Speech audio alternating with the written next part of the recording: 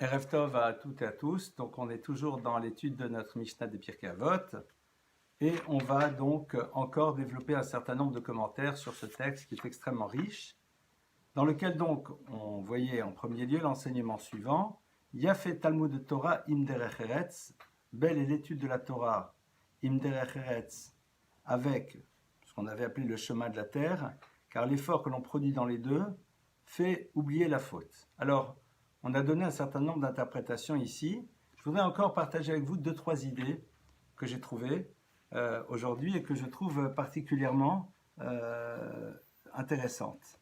Tout d'abord, eh bien, lorsqu'il y a marqué Yafé Talmud Torah im derech eretz, on a vu que derech eretz dont on parlait ici, c'était donc l'univers du travail.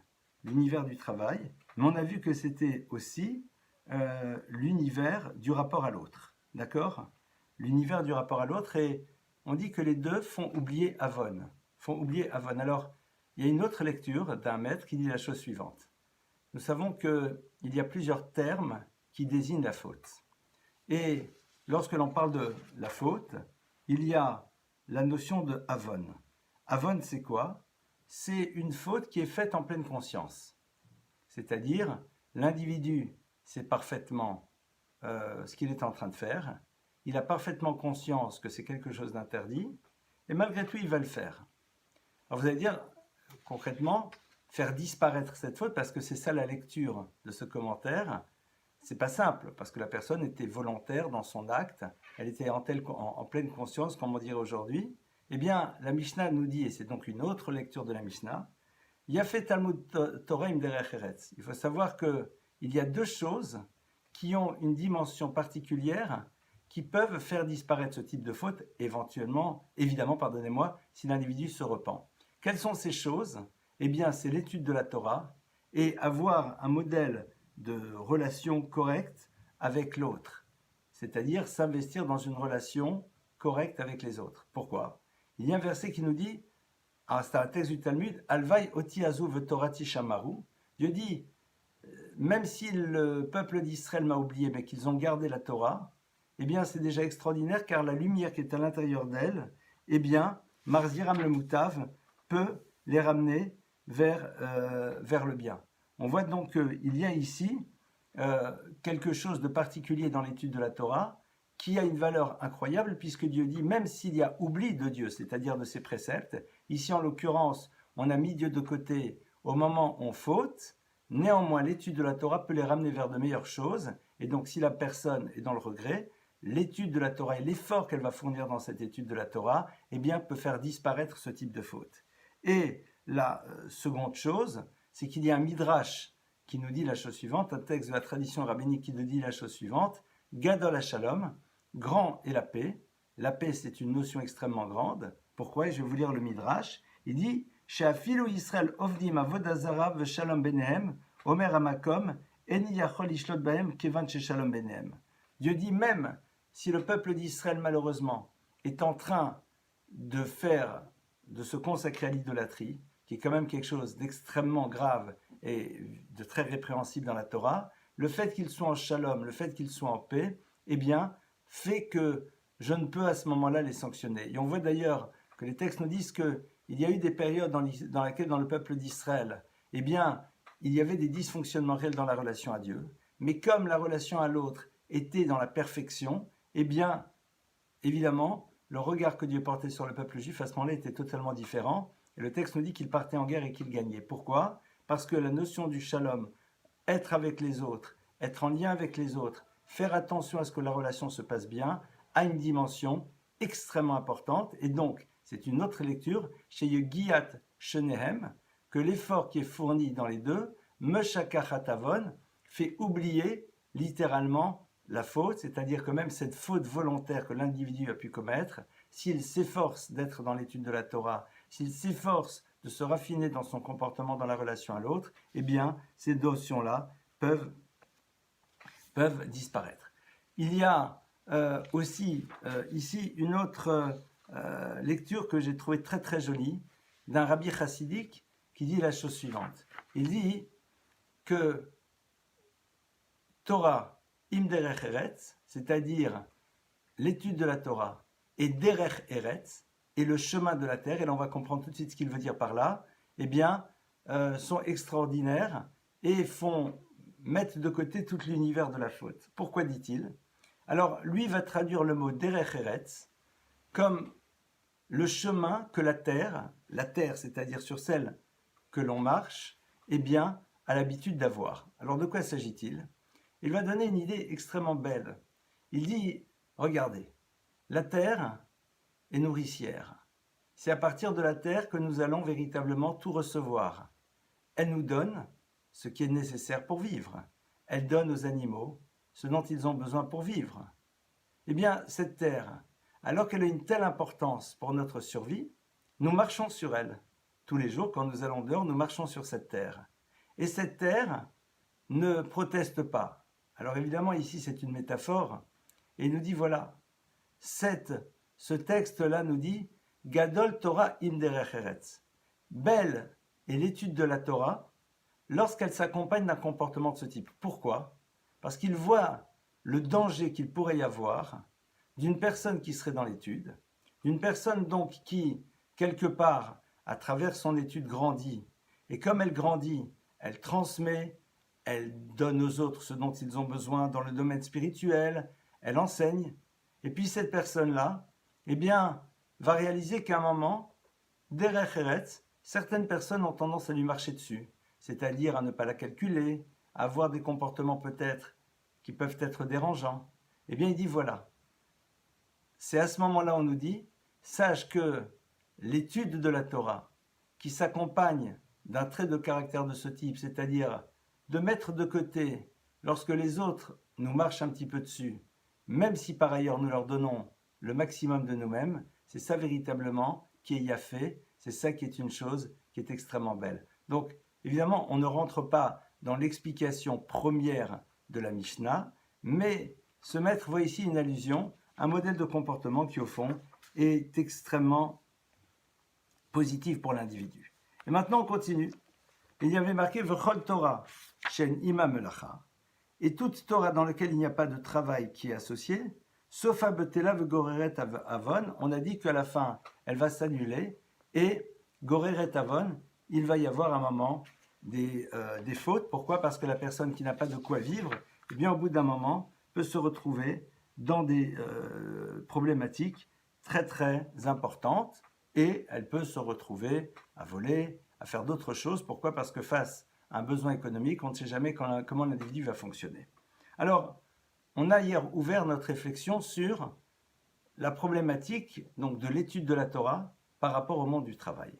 Et évidemment que c'est quelque chose qui est au cœur d'une interrogation, puisque aujourd'hui dans le peuple d'Israël, nous voyons que d'un côté il y a un certain nombre de personnes qui travaillent, d'autre côté des personnes qui étudient et travaillent, et d'autre côté des personnes qui travaillent toute la journée. On a rapporté hier le fait que ce concept, on le retrouve à travers deux tribus d'Israël qui sont Yissachar et Zevulun. Yissachar, c'est la tribu donc des étudiants en Torah, Zevulun, c'est la tribu des commerçants, et ils ont décidé de s'associer et de faire, comme dirait l'autre, moite-moite.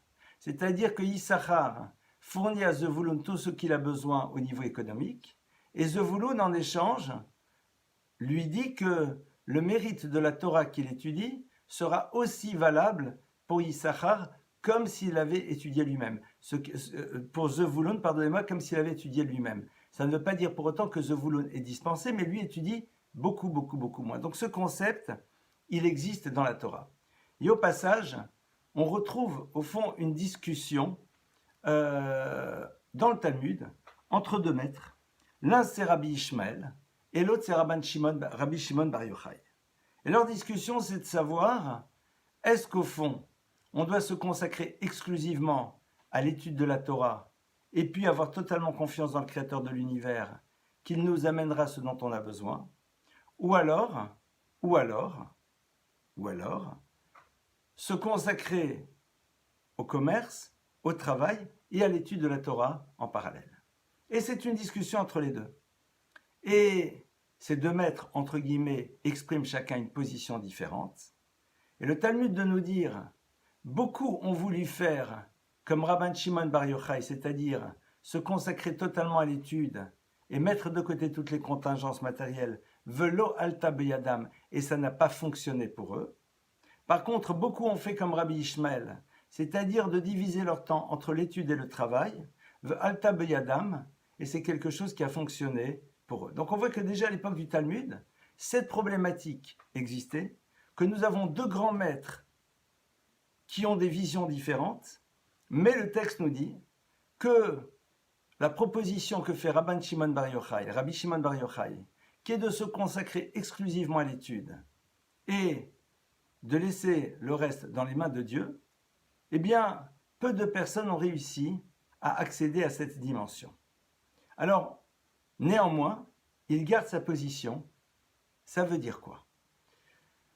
Rabbi Shimon Bar Yochai est quelqu'un qui est d'une stature spirituelle extrêmement élevée, et à son niveau, l'idée que Dieu ne puisse pas fournir à l'individu ce dont il a besoin est quelque chose qui n'est pas imaginable. Harbe shluchim lamakom, Dieu a mille et un moyens de pouvoir donner à l'individu ce dont il a besoin pour vivre. Et cette conviction l'habite extrêmement profondément. C'est-à-dire, Rabbi Shimon Bar Yochai n'est pas juste quelqu'un qui énonce une théorie, mais quelqu'un qui, au plus profond de lui-même, est totalement en phase avec les mots qu'il prononce. C'est-à-dire que l'expression de sa confiance est bien réelle et n'est pas factice, ce ne sont pas juste des mots. Pour des personnes de cette envergure, eh bien, en effet, ça peut marcher. Et Rabban Gamliel dit, oui, c'est vrai, mais la plupart du temps, on ne sera peut-être pas nécessairement dans cette dimension. Et donc, c'est la raison pour laquelle il est nécessaire de mettre en place cet autre modèle de fonctionnement. Au fond, le point commun entre les deux, c'est quoi? Eh bien, le point commun, on le retrouve avec quelqu'un qui était terriblement occupé par toutes ses responsabilités, c'est-à-dire un roi d'Israël qui s'appelle David Amelech, le roi David. David Amelech, le roi David, dit le Talmud, eh bien, tous les jours, partez vers le palais royal, partez vers ces différentes antichambres et chambres et que sais-je, je ne sais pas comment ça s'appelait à l'époque, pour pouvoir s'occuper de tout ce qu'il devait faire. Et il disait de lui-même, Vayuraglai moshivot eledotecha, mais mes pieds m'amenaient naturellement vers le Beth Hamidrash, vers le lieu d'étude. C'est-à-dire que David Amelech avait une telle appétence, un tel désir de l'étude, que oui, en effet, il allait consacrer un certain temps à ses fonctions royales, mais qu'au fond, eh bien, c'est la maison d'études qui l'attirait profondément. Et au passage, c'est ce qu'il exprime à travers un très beau verset des psaumes, Achacha altimet Hashem ota avakesh, voici que j'ai demandé à Dieu une seule chose, c'est celle-là que je désire, Shivti bevet Hashem kol yomei chayai, d'être installé dans la maison de Dieu tous les jours de mon existence, pour pouvoir véritablement le contempler et rendre visite à son palais. Alors, évidemment, les deux dernières phrases sont des phrases qu'il faut essayer d'analyser, c'est-à-dire que le lieu que l'on appelle le Beth Hamidrash, le lieu d'étude, eh bien, c'est le lieu dans lequel on rencontre Dieu à travers cette Torah qu'il nous a transmise. C'est la parole divine que nous découvrons à l'intérieur de la Torah, et c'est ce que David désire profondément. Et je pense que le point commun entre Rabban Gamliel, entre Rabbi Ishmael, pardonnez-moi, et Rabbi Shimon Bar Yochai, il y en a sûrement beaucoup d'autres, mais ici, dans le cadre de cet enseignement, c'est ce désir et cet amour profond de l'étude et l'envie de s'y investir très profondément. Pour Rabbi Shimon Bar Yochai, eh bien, il dit, à partir du moment où ce désir est là, eh bien, ce qui est important, c'est quoi? C'est de s'y consacrer pleinement et d'avoir totalement confiance. Rabban Gamliel dit, oui, mais l'étude de la Torah est extrêmement importante, mais attention, s'il n'y a pas à côté de travail, eh bien derrière cela, il peut y avoir des conséquences très difficiles. Et donc c'est la raison pour laquelle il faut pouvoir s'y consacrer aussi. Aujourd'hui, dans le monde actuel, nous voyons néanmoins bon nombre de personnes qui se consacrent à l'étude à plein temps, comme on dit. Alors, évidemment, l'univers de ce qu'on appelle la yeshiva, c'est-à-dire l'univers dans lequel on va apprendre pendant un certain nombre d'années lorsque l'on est encore célibataire, est un lieu dans lequel on va accéder aux au b.a.-ba de l'étude, aux fondamentaux, la capacité de pouvoir être indépendant dans le Talmud, de pouvoir ouvrir un livre de Torah et de s'y repérer, et ça c'est extrêmement important. On y apprend aussi à vivre en groupe, on y apprend aussi à travailler sur soi, il y a beaucoup de choses qui se passent. Et cette étude-là, elle est fondamentale, quelque part c'est pas une option.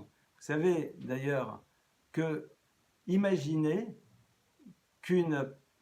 qu'on dise à quelqu'un, voilà, mon garçon a terminé le bac cette année, il a décidé de prendre un an pour pouvoir aller un petit peu en Inde, découvrir cette civilisation, découvrir leurs modèles, voir un petit peu quels sont leurs enseignements, enfin voilà, faire un voyage pour découvrir d'autres univers avec quelques amis et pour pouvoir s'en inspirer, avant par la suite de rentrer dans le monde des études. La plupart du temps, les réactions seront très positives, seront même admiratives. Quoi, tu l'as laissé partir, c'est extraordinaire, c'est beau, un garçon qui est curieux, qui a envie de découvrir, qui a envie de savoir des autres civilisations. En plus, tu sais, ça lui donnera un plus par la suite pour ses choix de vie, etc., etc. Généralement, nous aurons une parole très positive et admirative par rapport à cela.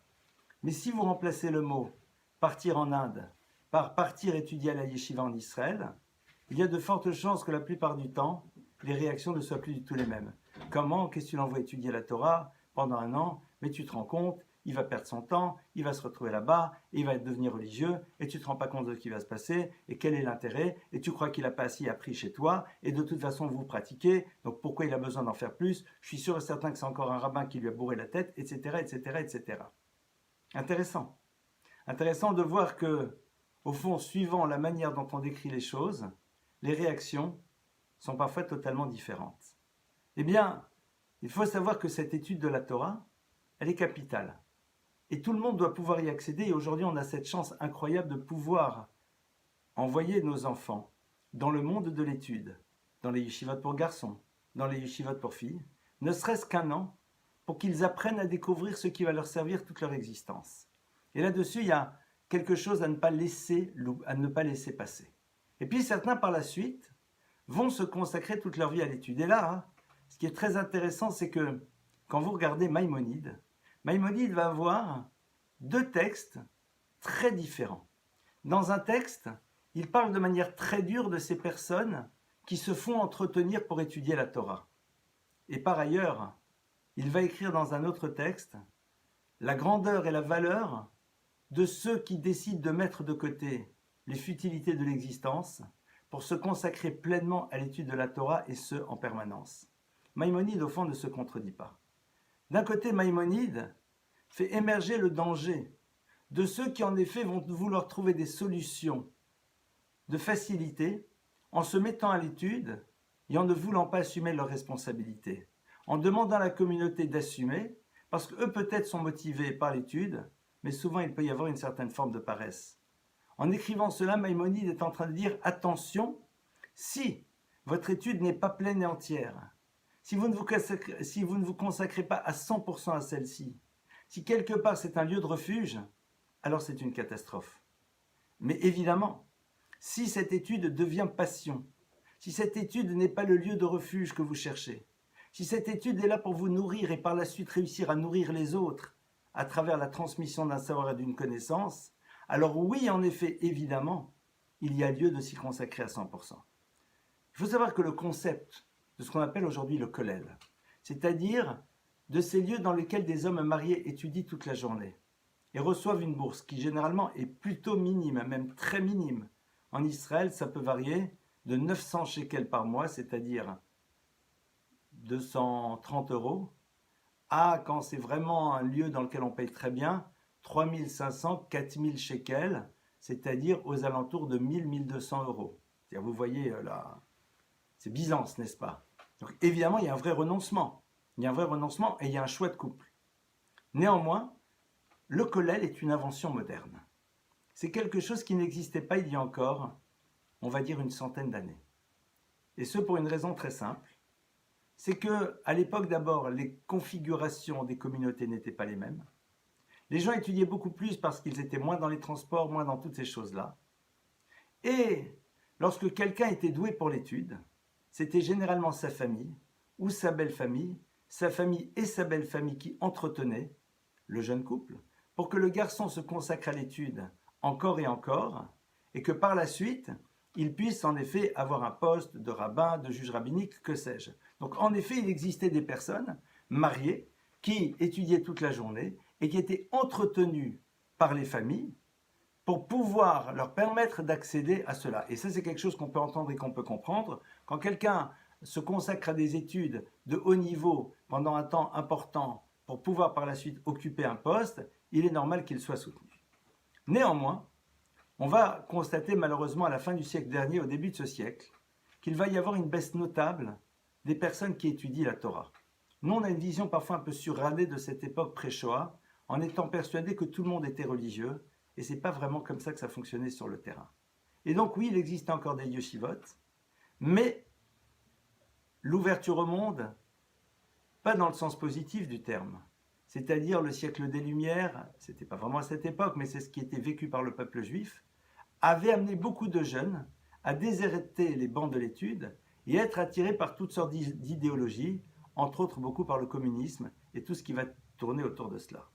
Et à ce moment-là, eh bien, que se passait-il? Cette idée d'entretenir quelqu'un pour étudier a commencé à disparaître. Et les jeunes qui voulaient se consacrer à l'étude pendant un certain temps pour par la suite jouer un rôle dans le peuple juif, se mariaient très tard. Ils se mariaient à 30-32 ans. Pourquoi?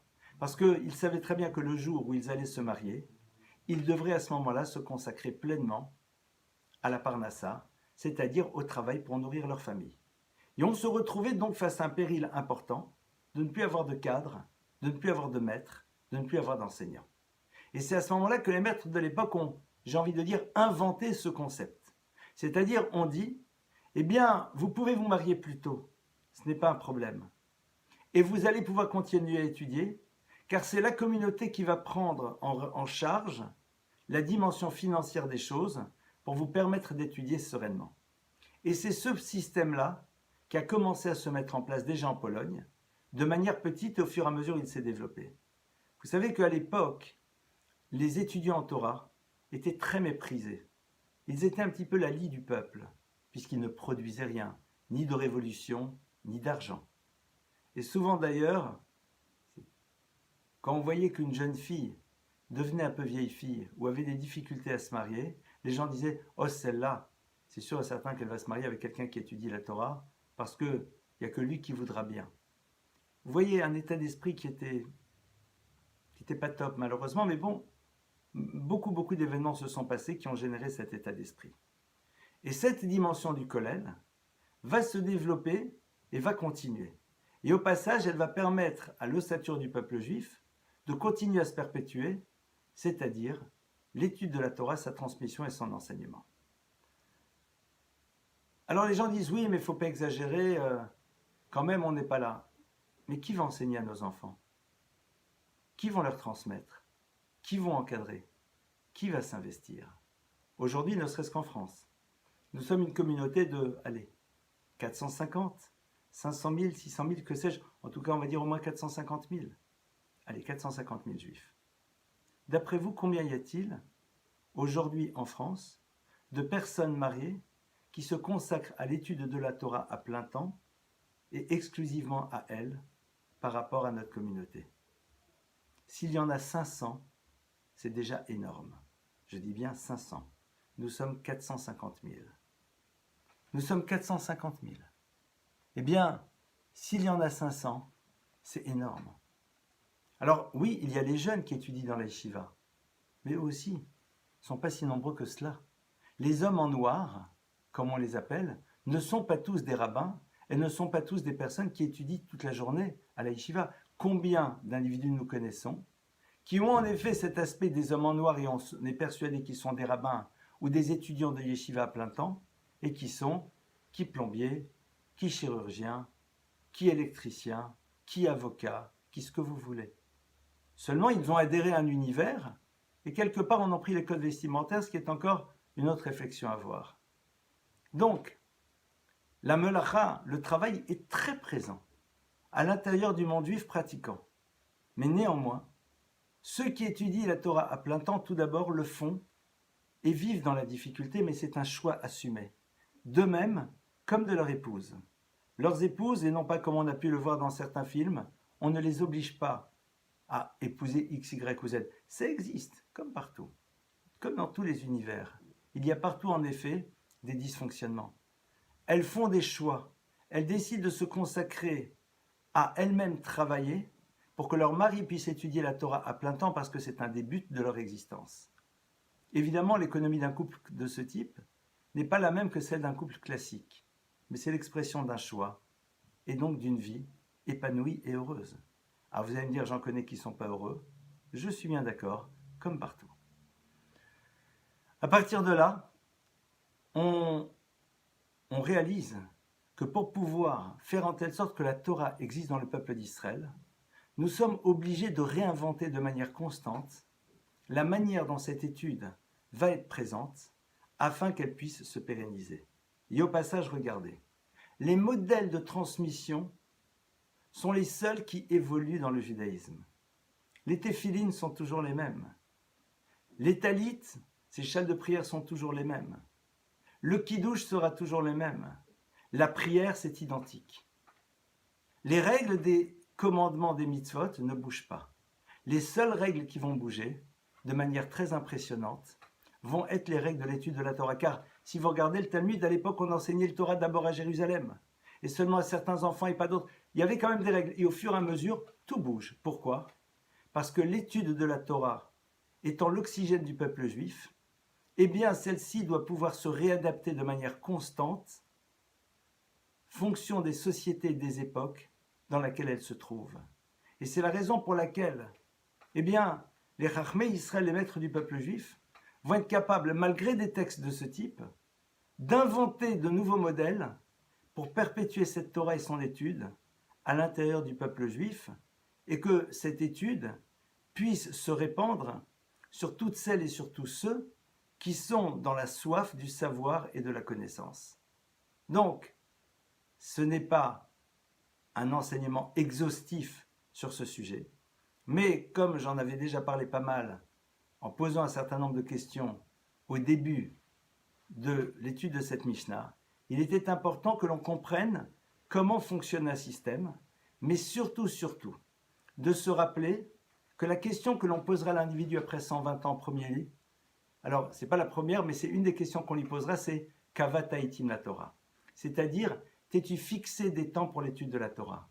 Est-ce que l'étude de la Torah était suffisamment importante pour toi pour que tu fixes des moments de manière régulière, pour que tu fixes des moments de manière régulière dans ton quotidien pour pouvoir toi aussi accéder à ce savoir et à cette étude. Il y a en effet ceux qui vont par choix étudier toute la journée.